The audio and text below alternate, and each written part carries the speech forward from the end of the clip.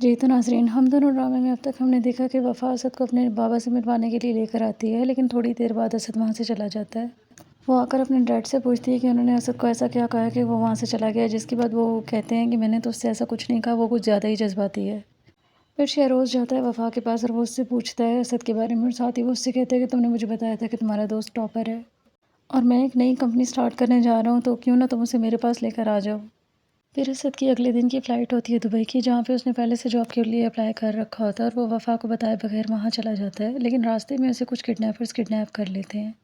پھر وفا جب اٹھتی ہے تو وہ اسد کے نمبر پہ کال کرتی ہے بار بار، لیکن وہ کال نہیں ریسیو کر رہا ہوتا۔ وہ سمجھ رہی ہوتی ہے کہ وہ اس سے اب تک ناراض ہے۔ پھر وہ اسد کو لینے کے لیے اس کے گھر جاتی ہے، کیونکہ وہ اسے شہروز کی کمپنی میں لے کر جانا چاہ رہی ہوتی ہے ساتھ، لیکن وہاں پہ جا کر اس کے چھوٹے بھائی سے اسے پتہ چلتا ہے کہ وہ تو دبئی چلا گیا ہے۔ یہ سننے کے بعد وفا کافی اپسٹ ہوتی ہے۔ وہاں سے وہ سیدھا شہروز کے آفس چلی جاتی ہے۔ وہ جب اسے دیکھتا ہے تو وہ اس سے اسد کے بارے میں پوچھتا ہے، تو وہ پہلے تو اسے منع کر دیتی ہے کچھ بھی بتانے سے، لیکن پھر وہ اسے کہتا ہے کہ وہ اس پہ بھروسہ کر سکتی ہے۔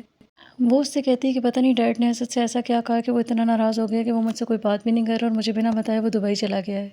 ساتھ ہی وہ اس کو بتاتی ہے کہ میں نے تو اس سے پہلے کہا تھا کہ ہم لوگ کورٹ میرج کر لیتے ہیں، لیکن وہی نہیں مان رہا تھا۔ پھر شہروز وفا کو سمجھاتا ہے کہ وہ شاید غصے میں ہوگا، جیسے ہی اس کا غصہ ٹھنڈا ہوگا تو وہ تم سے خود رابطہ کر لے گا۔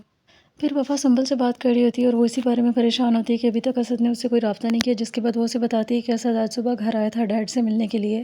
وفا یہ سنتے ہی ڈیڈ کے پاس چلی جاتی ہے ان سے اسد کے بارے میں پوچھنے کے لیے۔